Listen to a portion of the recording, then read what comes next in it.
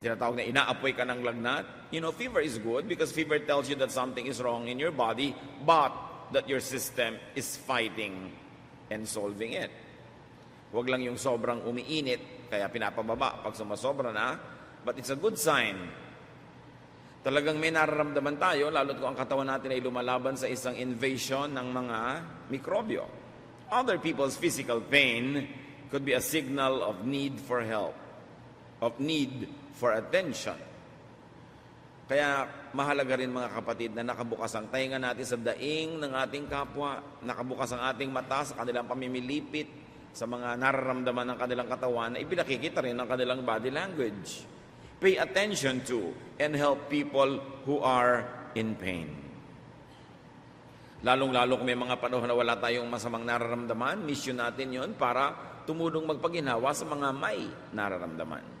At kahit pa nga dumarating yung panahon, meron tayong dinaramdam, mas meron pa rin tayong lakas kesa doon sa iba na mas higit ang pagdurusa, dapat pa rin tayong maging matulungin. Pain alleviation is a great ministry. Yung mga iba, sabi, wala po yata akong gift, hindi ako makapag-preach, hindi ako makapag-teach, hindi ako makapag-ganito at ganon. Pero yung tutulong ka, aalalay sa mga may nararamdaman, tinutulungan mo silang gumaling, o inaaliw mo man lang sila sa panahon ng kanilang mga pagdurusa, napakadakilang ministry. It is a great Jesus ministry to alleviate pain, to bring comfort and cheer to those who are suffering. Physical pain should be heard and treated.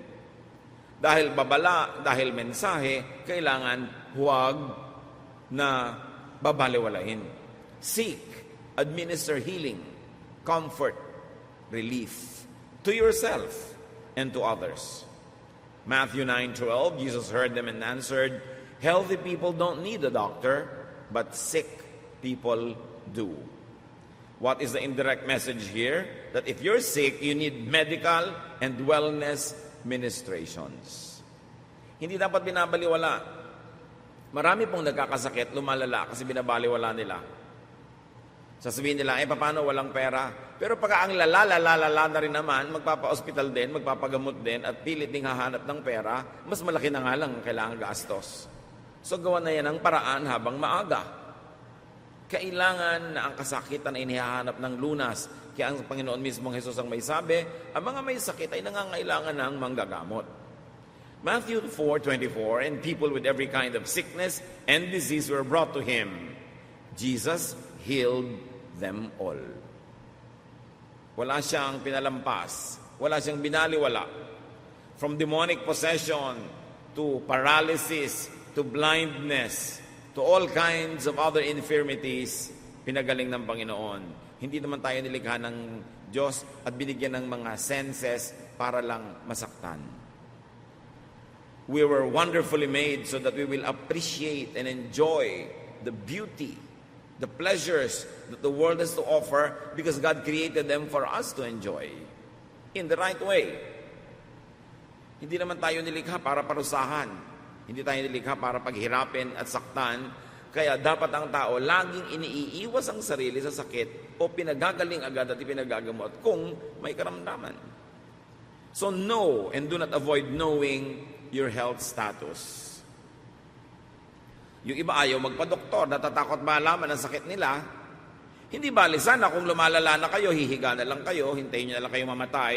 O di sige, huwag nyo nang alamin. Pero pag humahapdi na, sumusobra na ang kirot, napakasakit na, magpapagamot ka rin lang, ba't di mo pa agahan? Yung iba, ayoko magpa-doktor, baka ko malaman ng mga sakit ko. O sige, pero pagka nararamdaman mo na, kahit hindi mo alam, okay lang wala ka na lang gagawin, hintayin mo na lang lumala at mamatay ka. Pagka ganun ang policy mo, pwedeng huwag mong ipatingin para huwag mo nang malaman. Pero pag ang lala na, ang sakit na, ang grabe-grabe na, magpapagamot ka rin lang pala, pinalala mo pa. Dapat agahan. Alamin. Huwag matakot sa katotohanan.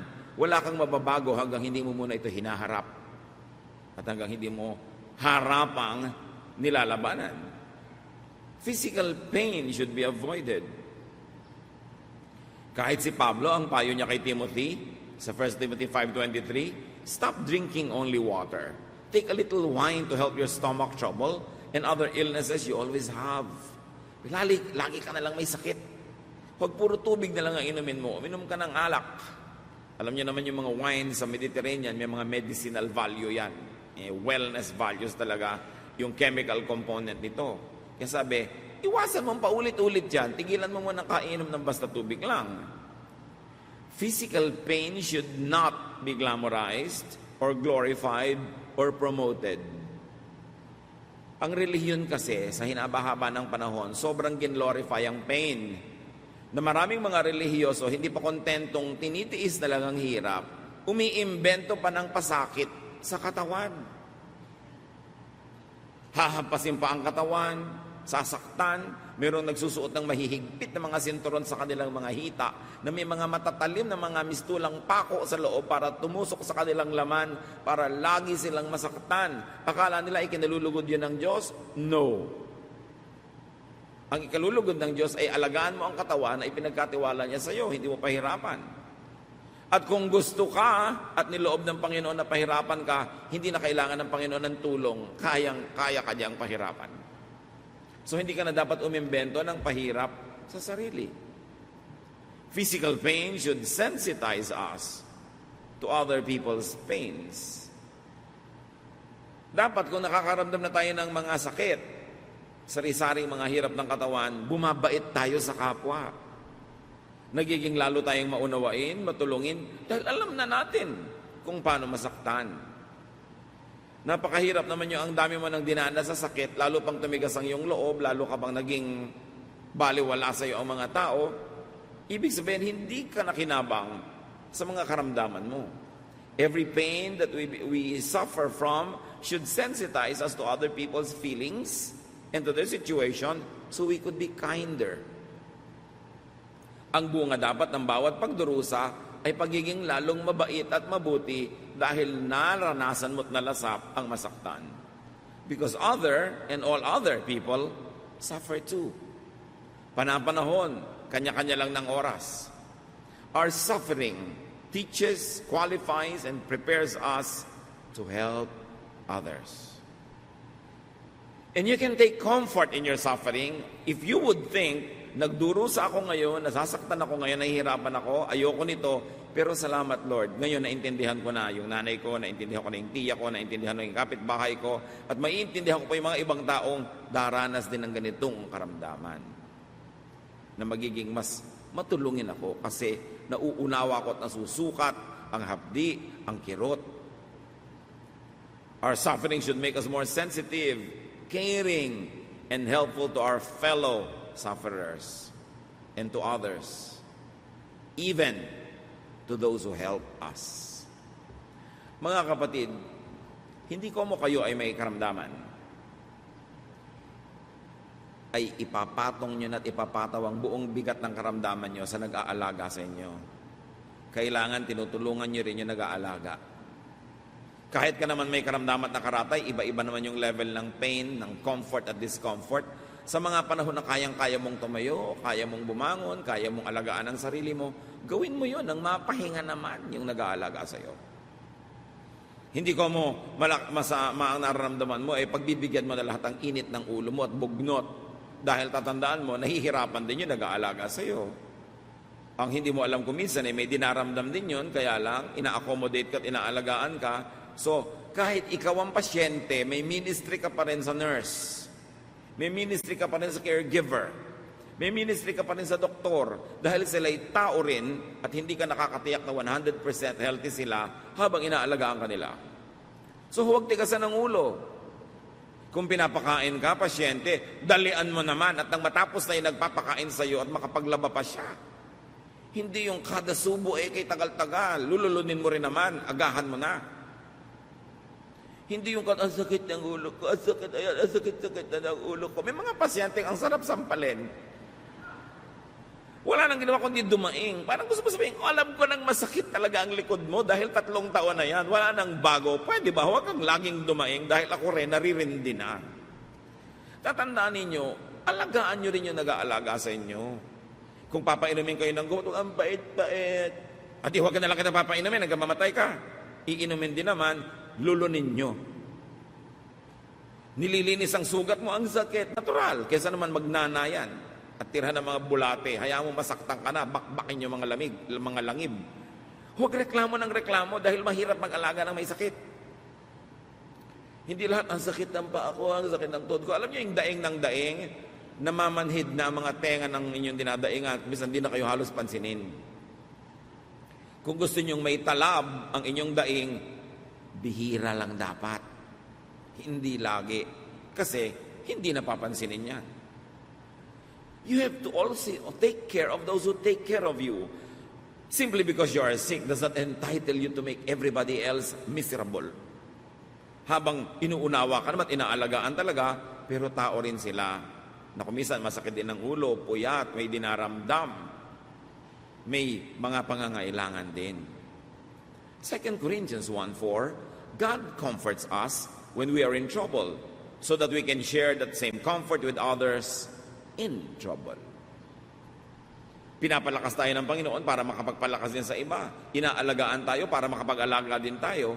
Kung tayo gumaling na, tayo naman ang mag-alaga sa iba. At kahit hindi pa tayo gumagaling, dahil alam mong mahirap magkaroon ng sakit, nagiging mas matulungin at mas mapagbigay ka sa kapwa.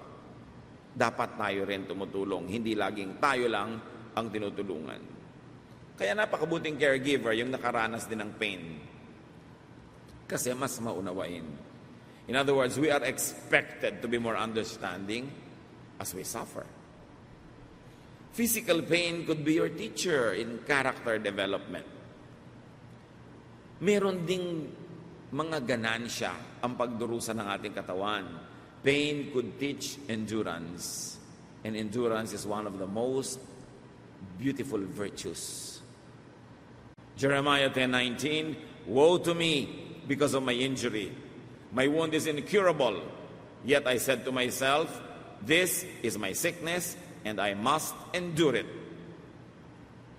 Magandang attitude. Sabi niya, sobra, para akong sinumpa sa aking mga nararamdaman. Hindi na gumaling-galing itong aking sugat, pero sinabi ko sa sarili ko, ito ang sakit ko, pagtitiisan ko. Kanya-kanya tayo ng assignment sa buhay. Yan ang gift mo, therefore yan ang ministry mo. Yan ang lakas mo, therefore dyan kagagamitin ng Panginoon. Yan ang buntot mo, therefore yan ang hila mo. At kung yan ang sakit mo, therefore yan ang pagtiisan mo. Huwag mong tanggihan ng tanggihan. Huwag mong itatwa ng itatwa. Don't be in denial. Accept it, endure it. Seek wellness. And while wellness is not yet fully enjoyed, endure it. Tiisin mo. Sabi mo, hindi ko po kaya. Kung hindi mo kaya, dapat patay ka na. Kasi pag hindi na kaya, namamatay eh. Buhay ka pa. Kaya mo, therefore, kayanin mo. Tibayan ang loob. Lakasan ang isip. Labanan ang karamdaman. Huwag dumaing ng dumaing kasi tuwing dadaing kayo, pinapapanalo nyo ang inyong karamdaman. Huwag laging pahirapan ang tumutulong. At kahit pa nga may karamdaman, umimbento kayo ng saya. Nakakainip yatang maratay. Kaya dapat umiimbento kayo ng magagawa. Kung talagang lagi din namang masakit ang ulo nyo, kahit anong gawin nyo, masakit pa rin, baka pwede na kayo maglaba. Total, masakit din naman eh. No? Humiga kayo yung masakit, maglaba kayo yung masakit, ba't di kayo magsibak ng kahoy, mag-floor walk sa sahig? Teka, masakit ang ulo ko, bakit pag nakahiga ka ba nawawala? Hindi, gumawa ka na lang, masakit din lang pala. In other words, kailangan umimbento ka na magagawa mo na useful. Lalo't hindi kayo mayaman, wala kayong mga katulong sa bahay, siyempre hirap na hirap ang mga kasama mo. Kahit ba may karamdaman ka, di tumulong ka. Lalo't kung hindi ka naman nagkakaroon ng benepisyo sa pagpapahinga. Nakakainip lang lalo. Dapat gumawa ka ng paraan, hindi aaliwin ka pa ng iba. Kailangan turuan mo ang sarili mong maaliw. Dahil kung hindi mo tutulungan ang sarili mo, paano mo naman i-inspire ang iba na tulungan ka? Sabi mo, this is my sickness, I must endure it. Kung talagang permanently, nabingin na yung tenga ko, hindi na magagaling, edi tatanggapin ko na at mabubuhay na ako, mag-a-adjust na ako dito. Titigil lang ako ng karareklamo. Lumabo ang mata ko, hindi na mabawi, hindi na talaga malinaw, di gagawa ako ng ibang paraan na sumaya sa ibang paraan at pasayahin ang kapwa ko sa ibang paraan. Na-paralyze ako, talagang hindi ako magagamot-gamot hanggang ngayon. Iimbento ako na ibang magagawa ko sa buhay. You've got to pick up yourself from your suffering. Huwag yung lagi mo pinapanood, inaabangan kung kailan uli sasakit ang ulo mo. Kasi darating talaga yun pag inaabangan. Physical pain could also be a calling. Maaaring isang mission yan sa buhay na na-assign sa'yo. 1 Peter 2:21, after all, God chose you to suffer as you follow in the footsteps of Christ, who set an example by suffering for you. Pero gusto kong bigyan ng babala ang lahat, konti lang ang tao na tinatawag ng Diyos to suffer. And usually this suffering has a purpose, and it is a time limit. At pag natutunan na yung dapat matutunan, nalaman na yung dapat malaman, the suffering stops, and the person who suffered becomes an agent and a channel of blessing. Pero konti yung ina-assign doon. Unless very clear na assign kayo doon, don't assume the role, don't take it upon yourself. God wants you well, and God wants you to enjoy life. That is the general truth about the general population of the world. Now, pain could also be a way to honor God. Pwedeng mapapurihan ang Panginoon habang ang tao'y nagdurusa. Job 6:10, then I would be comforted knowing that in all of my pain, I have never disobeyed God. So alam nyo kung meron akong ikinasisiya, isang napakalaking pampalubag ng loob at pampaginhawa, yung alam ko na sa kabila ng pinagdusahan ko, hindi ako sumuway sa Diyos. Hindi ako lumabag sa kanyang kalooban. In other words, hindi ako nagalit sa Diyos, hindi ko siya sinisi, hindi ko sinisi ang aking kapwa, hindi ako nagalit sa buhay, hindi ako nagkaroon ng negative attitude, hindi ko inisip magpakamatay, hindi ako lumabad sa kalooban ng Diyos. Sabi niya, at yun, ikinararangal ko, bagamat naghirap ako sa pagdurusa, pero hindi ko tinalikuran ng pagiging masunurin sa Diyos sa kabila ng hirap ng aking katawan. That is holy to do, that is godly, and it is also wise. Why wise? Naghihirap ka na nga, may sakit ka na nga, hindi ka na nga gumagaling, magagalit ka pa sa Diyos. Hindi lalo ka nalugi. Makikipagkasira ka pa sa Diyos.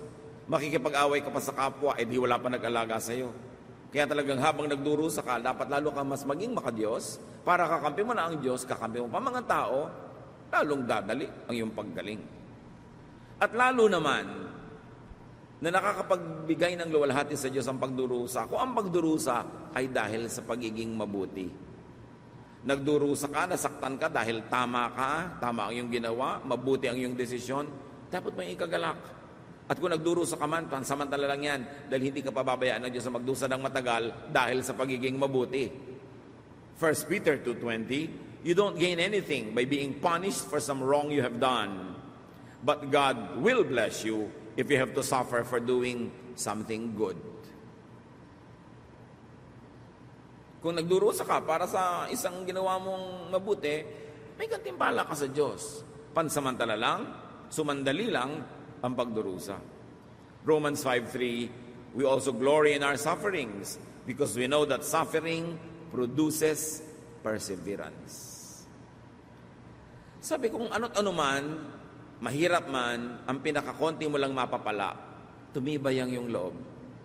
Tumatag ka, naging kang malakas, therefore, naging blessing ay iyong pagdurusa.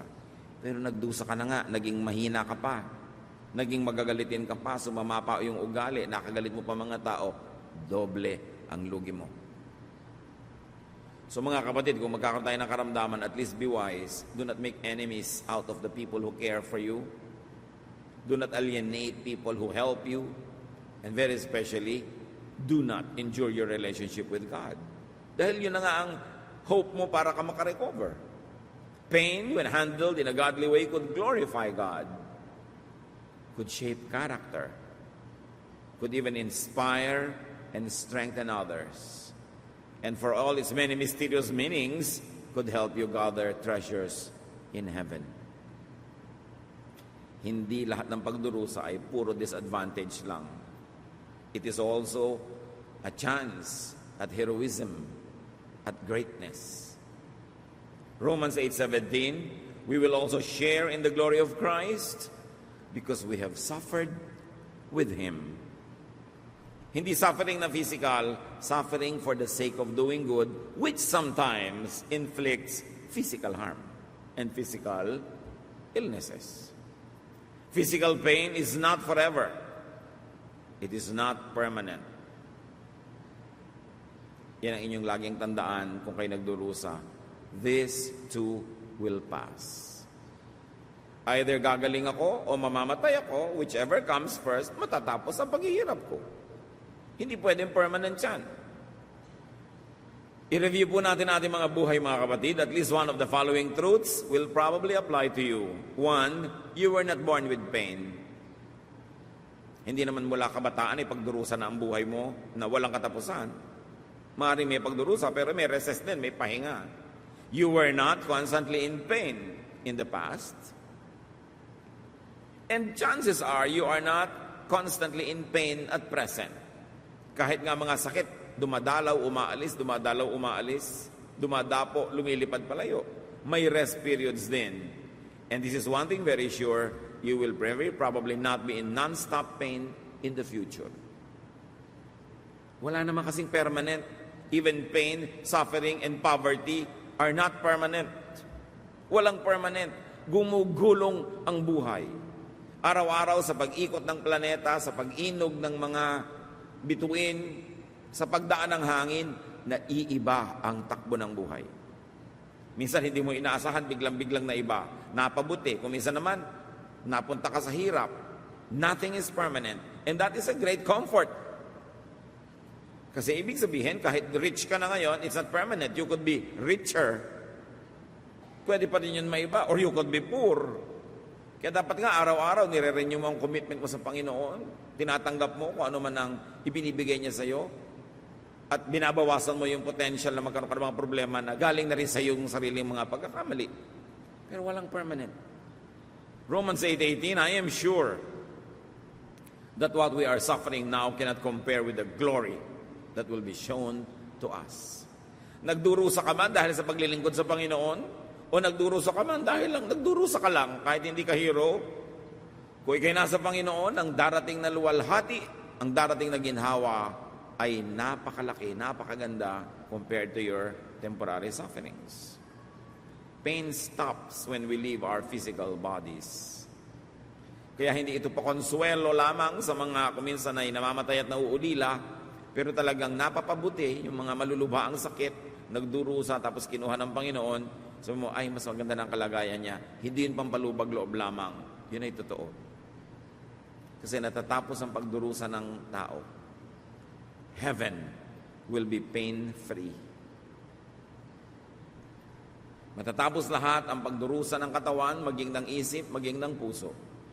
Isaiah 53:4, surely He took up our infirmities and carried our sorrows. Kinuha ng Panginoon, binalikat ang ating mga paghihirap. Revelation 21:4, He will wipe all tears from their eyes, and there will be no more death, suffering, crying, or pain. These things of the past are gone forever. Pagkapiling ka na ng Panginoon, ay papahirin niya ang iyong luhat, di ka naluluha muli. Wala nang kamatayan, pagdurusa, pagluha, mga sakit. Kaya habang may assignment ka ngayon, lalo't kung ang pain mo ay galing na rin sa iyong sariling pagkakamali, tanggapin mo ng maluwag sa loob. Ipaghamot mo kung may pampagamot ka. Pagalingin kung gagaling. Maximize your comfort. Minimize your discomfort. Get on with life. Invent new ways to have fun, to be productive, and to be fruitful though you are in pain. And then meet your Creator when you die, because that will not be permanent. Pero dahil minsan lang tayong mabuhay sa mundo, kahit pa nga magwawakas ang hirap at haharap tayo sa Diyos at magkakaroon ng paraiso, kailangang umimbento ka pa rin ng paraiso mo sa buhay na ito kasi minsan lang ito. Huwag mong italaga ang sarili mo sa pagdurusa, hindi ba lang magdusa ako, total, pag namatay naman ako, pupunta ako sa Diyos. Buhay ka pa rito, kailangan magkaroon ka rin ng kasiyahan, ng ginhawa, ng kaligayahan, at kailangan din tulungan mo ang iyong kapwa na magkaroon nun. Nandito ka pa sa earth, di ka pa kinukuha, make the most out of it. But, accept what you must accept. Kahit naman anong bigat ng ating dala, kahit anong hirap ng ating sakit, pag tinanggap na natin ang buong puso, kasama siyempre yung pagsisikap nating ayusin yun, pagalingin yun, hindi yun nawawala. Hindi ko mo tinanggap mo, wala ka nang gagawin, pero tinanggap mo because life is imperfect, because men are sinful, this is an imperfect world, sin is making all of us suffer, whether your sin or the sins of those close to you, or sins of people you don't even know, because the whole of humanity is inflicted because of sin of the whole of humanity as well. Pag tinanggap mo yon and you maximize your life, minimize your pain, do the most good, this is still a very meaningful and beautiful life. Learn from your own suffering. Habang nagdurusa tayo, ituring nyo na kayo nasa isang classroom na may pinag-aaralang mahalagang mga isipin, mga pagpapahalaga. Consider your pain as a learning experience for you to get reacquainted with basic values, with what's important in life. Because pain gives you perspective. Pain separates you from those who don't have pain, and that separation isolates you to the point that you have a good perspective to understand life, to understand people. So that when you emerge from your pain, you are a better person. And even if you never emerge from that pain, you still could be a better person. Marami tayong handicaps. Kaya nga yung disability, tinatawag na ngayon na other ability. Kasi pwede mo i-turn yan into other ability. You can turn every disadvantage to an advantage. Huwag mo lang tanggapin na ganito na lang ako, nahihirapan na lang ako, wala na mangyayari. No. Always move to improve your surroundings. And use your suffering and experience to be a better person, not a bitter one. Kailangan nating makita na pwede tayong umasenso, umunlad dahil tayo ay nagdusa.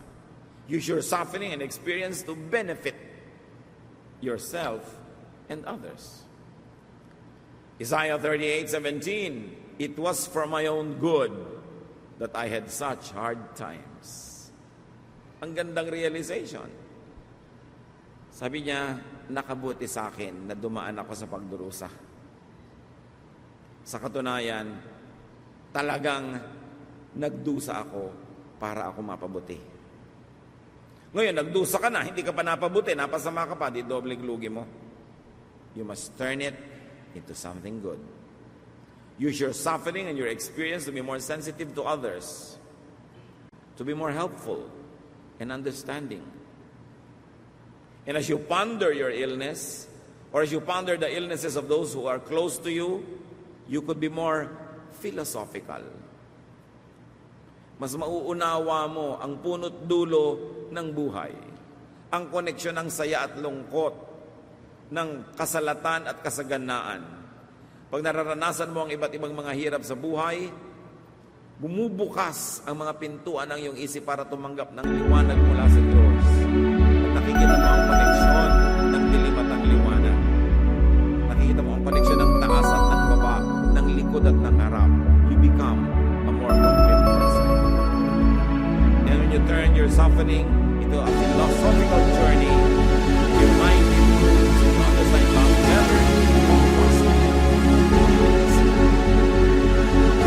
Mas mayapa ka, mas mahirap ang mahirap ang galigin dahil sa mayroong I've had it all, I've experienced it all, and I survived because of God. There is nothing that can happen to me today that the Lord and me together can handle together. Ang mahalaga sa oras ng pagkakusa, lalong humigpit sa paghawak sa Diyos. Lalong ayusin ang ating espiritu para ang pagpapala ng Diyos ay biglang akitin ng inyong buhay at kagandahang loob at mauibsan ang inyong mga hirap, mawakasan ang mga pagdurusa. Use your suffering and experience to be closer to God. Mas madali namang makaalala sa Diyos ang nagdurusa kaysa sa nagsasaya. Kaya may advantage din ang pagdurusa. Lalo't kung sa pagsasaya mo ay nakakalimot ka sa Diyos, pasalamat ka at may pagdurusa ka, ngayon may panahon ka mag-isip-isip at manumbalik sa Diyos. Psalm 119:50, when I am hurting, I find comfort in your promise that leads to life. Ang pinakamagandang baon sa gabi, sa dilim ng pagdurusa, yung alam mo ang mga pangako ng Diyos. Alamin ang salita ng Diyos, itanim sa puso ang kanyang mga pangako, para kung anuman sa mga pangako niya ang kailangan mo para magkaroon ka ng pag-asa at maahon sa paghihirap, yun ang iyong pag-iisipan, pananalanginan, at hihilinging matupad sa iyong buhay. Armado ang isang tao na humarap sa pagdurusa kung nakatanim sa puso niya ang salita ng Diyos, lalo ang mga magagandang pangako ng ating Ama. Alleviate, minimize pain, maximize comfort, be as cheerful as possible. Pag may sakit kayo, mga kapatid, at hindi naman ipinagbabawal maligo, maligo kayo. Mahirap naman yung may sakit ka na, mabantot ka pa. Lalo kang iiwasan ng mga tao. Kaya nyo naman magsuklay dahil wala naman sugat yung mga anit nyo. Utang na loob, magsuklay kayo. May sakit na nga kayo, mukha pa kayong sa bukot. Napakamiserableng tingnan ng may sakit na makintab ang mukha. Magpulbos man lang kayo, kahit gaw-gaw. Maghugas kayo ng paa, maggupit ng kuko dahil nakakadiri ang may sakit na parang ibo na uwak ang mga kuko. Linisin ang inyong tainga, magsipilyo, hindi yung pagdaing nyo, patay ang lamok na dumaraan. Daig pa ng insecticide ang bagsik ng hininga ng may sakit na ito. Palitan nyo ang inyong mga bedsheet, hindi nanggigitata kayo na hindi natatabla ng apoy ang inyong mga kumot sa dumi. Buksan ang bintana, maglagay ng mga kortinang may kulay, maglagay ng mga magagandang tanawin, ng mga painting o kung ano man meron kayo sa buhay, pasayahin nyo ang inyong sarili. There is nothing more horrible than a sick person who looks sad. Kung kaya nyo ngumiti kayo, mas nakakapagod namang manimangot. Mas mahirap na yung mukha mo, palungkutin mo, pasayahin mo. At least sumasaya yung nag-aalaga sa'yo. Proverbs 18:14, being cheerful helps when we are sick. Meron ako isang dinalaw minsan na pasyente, malubhaan sakit. Ang lungkot-lungkot ng kwarto, kulang na lang mukhang morgue. Ang mga plato niya gray, ang mga kortina nila kadidilim. Ang dilim-dilim ng kwarto at maalikabok. Sabi ko, gusto niyong gumaling ang pasyente niyo, palitan niyo mga kortina niyo, lagyan niyo masaya. Buksan niyo yung bintana, maglinis kayo ng bahay, magpatugtog kayo ng masayang musika, pasayahin yung buhay niyo. Ang maamoy naman dito, pagpasok, hindi amoy sugat. Hindi amoy malansang dugong natutuyo dahil nakadikit sa balat. Ang maamoy naman, cake, mag-bake kayo. Magluto kayo yung amoy ginisa. Sayahan nyo. Nakakapagpagaling yon. Alam nyo yung aromatherapy, di ba? Pag magbabayad ka sa masahe, mas mahal yung aromatherapy kasi may aamoyin ka pang kung ano-anong. Dahil pag naamoy mo, diretso agad sa utak mo. Can you imagine? Isang amoy mo nasa utak mo agad, kaya nakakasakit ng ulo yung mabaho at nakakapagpagaling ang mabango. Biblia na ang may sabi, pasayahin mo nga ang sarili mo kahit may sakit ka. O kaya, paligtarin natin, dahil nga may sakit ka na, utang na loob, pasiglahin mo at pasayahin mo ang iyong buhay. Nang sa ganon, mabawasan ang sakit, madagdagan ang inspirasyon.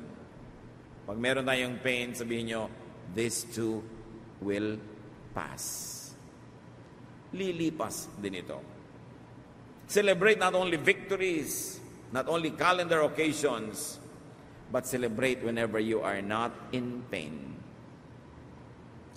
Mga kapatid, kung lalagyan nyo ng numerical value ang pain, ng 1 to 10, 10 being the most painful, anytime you wake up, any time of the day, na ang pain nyo is less than 6 or 5, you must celebrate.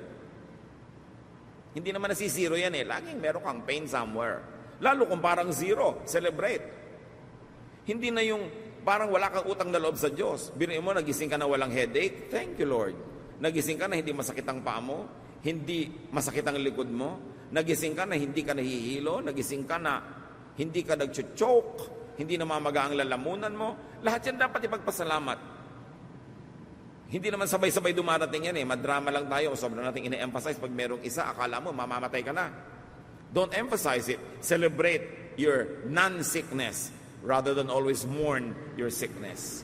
Pagka positive ang pag-iisip mo, nagpapasalamat ka sa Panginoon, nagpupuri, aakitin mo ang lahat ng pagpapala mula sa Diyos.